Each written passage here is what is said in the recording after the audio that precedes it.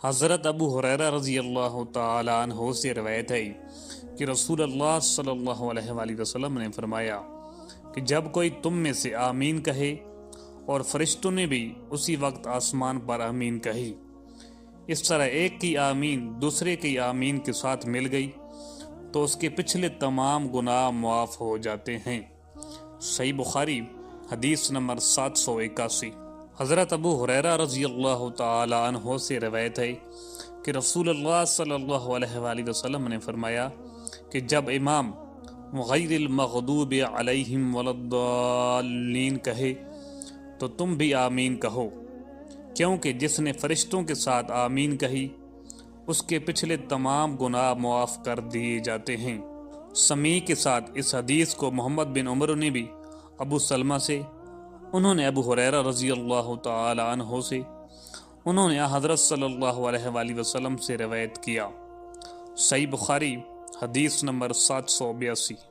حمام بن یحییٰ نے زیاد بن حسان علم سے بیان کیا، انہوں نے حضرت حسن رحمۃ اللہ علیہ سے، انہوں نے حضرت ابو بکر رضی اللہ تعالی عنہ سے کہ وہ رسول اللہ صلی اللہ علیہ وآلہ وسلم کی طرف گئے نماز پڑھنے کے لیے۔ آپ اس وقت رکوع میں تھے، اس لیے صف تک پہنچنے سے پہلے ہی انہوں نے رکوع کر لیا۔ پھر اس کا ذکر نبی کریم صلی اللہ علیہ وآلہ وسلم سے کیا تو آپ نے فرمایا کہ خدا تمہارا شوق اور زیادہ کرے، لیکن دوبارہ ایسا نہ کرنا۔ صحیح بخاری حدیث نمبر 783۔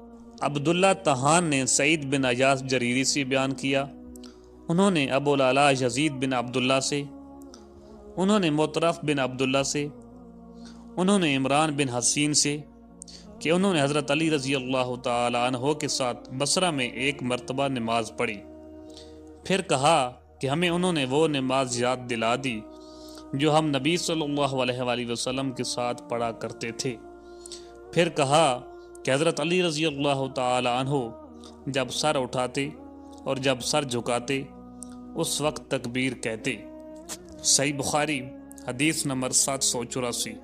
امام مالک رحمۃ اللہ علیہ نے ابن شہاب سے خبر دی، انہوں نے ابو سلمہ بن عبد الرحمن سے، انہوں نے ابو ہریرہ رضی اللہ تعالی عنہ سے کہ آپ لوگوں کو نماز پڑھاتے تھے تو جب بھی وہ جھکتے اور جب بھی وہ اٹھتے تکبیر ضرور کہتے، پھر جب فارغ ہوتے تو فرماتے کہ نماز میں تم سب لوگوں سے زیادہ رسول اللہ صلی اللہ علیہ وآلہ وسلم کی نماز سے مشابہت رکھنے والا ہوں۔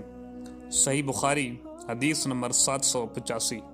حماد بن زید نے بیان کیا، انہوں نے غیلان بن جریر سے بیان کیا، انہوں نے مطرف بن عبداللہ بن شخیر سے، انہوں نے کہا کہ میں نے اور عمران بن حسین نے علی بن ابی طالب رضی اللہ تعالی عنہ کے پیچھے نماز پڑھی، تو جب وہ سجدہ کرتے تو تکبیر کہتے، اسی طرح جب سر اٹھاتے تو تکبیر کہتے، جب 2 رکعت کے بعد اٹھتے تو تکبیر کہتے۔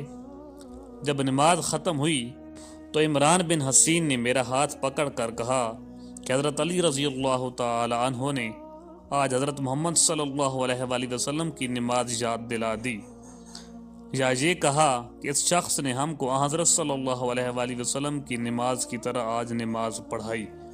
صحیح بخاری حدیث نمبر 786۔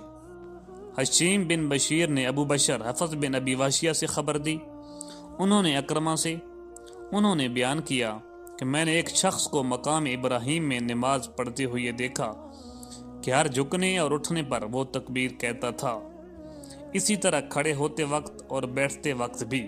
میں نے ابن عباس رضی اللہ تعالی عنہ کو اس کی اطلاع دی، آپ نے فرمایا ارے تیری ماں مرے، کیا یہ رسول اللہ صلی اللہ علیہ وآلہ وسلم کی نماز نہیں ہے؟ صحیح بخاری حدیث نمبر 787۔ حمام بن یحییٰ نے قتادہ سے بیان کیا، وہ اکرمہ سے کہا کہ میں نے مکہ میں ایک بوڑھے کے پیچھے ظہر کی نماز پڑھی، انہوں نے ان تمام نماز میں 22 تکبیریں کہیں۔ اس پر میں نے ابن عباس رضی اللہ تعالی عنہما سے کہا کہ یہ بوڑھا بالکل بے عقل معلوم ہوتا ہے۔ ابن عباس رضی اللہ تعالی عنہ نے فرمایا تمہاری ماں تمہیں روئے، یہ تو ابو القاسم صلی اللہ علیہ وآلہ وسلم کی سنت ہے۔ اور موسیٰ بن اسماعیل نے بھی یوں بیان کیا کہ ہم سے ابان نے بیان کیا کہا کہ ہم سے قتادہ نے، انہوں نے کہا کہ ہم سے اکرمہ نے یہ حدیث بیان کی۔ صحیح بخاری حدیث نمبر 788۔ ابو بکر بن عبد الرحمن بن حارث نے خبر دی کہ انہوں نے ابو ہریرہ رضی اللہ تعالی عنہ سے سنا، انہوں نے بتلایا کہ حضرت صلی اللہ علیہ وآلہ وسلم جب نماز کے لیے کھڑے ہوتے تو تکبیر کہتے، پھر جب رکوع کرتے تب بھی تکبیر کہتے، پھر جب سر اٹھاتے تو سمع اللہ لمن حمدہ کہتے، اور کھڑے ہی کھڑے ربنا لک الحمد کہتے، پھر اللہ اکبر کہتے ہوئے سجدہ کے لیے جھکتے، پھر جب سر اٹھاتے تو اللہ اکبر کہتے، پھر جب دوسرے سجدہ کے لیے جھکتے تب تکبیر کہتے، اور جب سجدہ سے سر اٹھاتے تب بھی تکبیر کہتے۔ اسی طرح آپ تمام نماز پوری کر لیتے۔ قعدہ اولیٰ سے اٹھنے پر بھی تکبیر کہتے تھے۔ اس حدیث میں عبداللہ بن صالح نے لیس کے واسطے سے بجائے ربنا لک الحمد کے ربنا ولک الحمد نقل کیا۔ ربنا لک الحمد کہے یا ربنا ولک الحمد، واو کے ساتھ ہر دو طریقہ سے درست ہے۔ صحیح بخاری حدیث نمبر 799۔ شعبہ نے بیان کیا ابو جعفر اکبر سے، انہوں نے بیان کیا کہ میں نے مصعب بن سعد سے سنا، انہوں نے کہا کہ میں نے اپنے والد کے پہلو میں نماز پڑھی اور اپنی دونوں ہتھیلیوں کو ملا کر رانوں کے درمیان رکھ لیا۔ اس پر میرے باپ نے مجھے ٹوکا اور فرمایا کہ ہم بھی پہلے اسی طرح کرتے تھے، لیکن بعد میں اس سے روک دیے گئے اور حکم ہوا کہ ہم اپنے ہاتھوں کو گھٹنوں پر رکھیں۔ صحیح بخاری حدیث نمبر 790۔